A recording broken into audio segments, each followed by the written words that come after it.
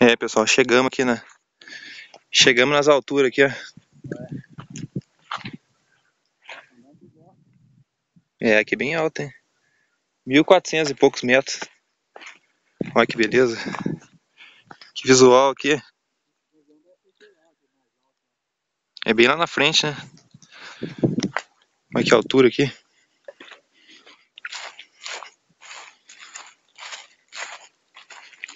Fica ruim até pra dar o zoom na câmera. Mas que lugar bonito. O ruim é acesso aqui.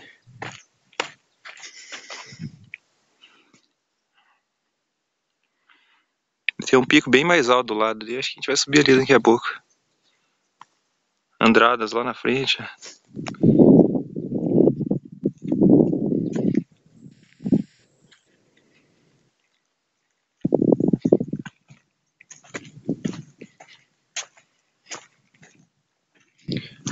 Tem uma outra cidadezinha direita aqui. Qual será que é ali, Cui? É a cidade ali?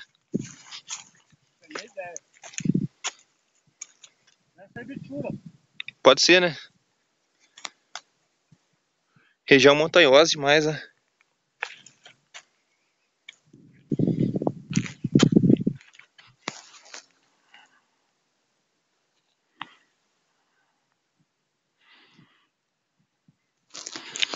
Que lugar bonito, cara. Quem nunca veio aqui compensa vir aqui, ó. Um precipício aqui que eu vou te falar. Ah, vou comer um pedacinho, velho. Ó, que bonita.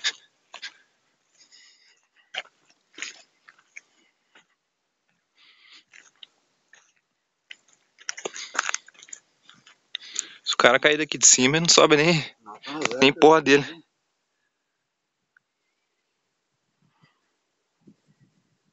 Não sei se na câmera vai dar pra aparecer aqui, mas Andradas tá aqui, ó.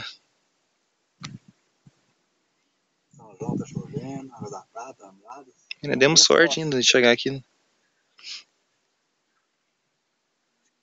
Vou dar uma aliviada na memória aqui. Pra dar uma noção aqui, ó. Olha que altura que nós estamos. Isso é bom, rapaz. E, ó, o Matheus ficou esperando, né? Tem que olhar a bicicleta, né, me faz. Aquela pedra ali é mais alta com ele. É, ué.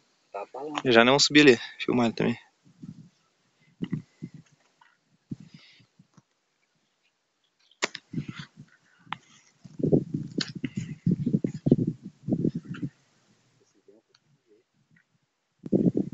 Já né, vamos. Já né, vamos descer agora.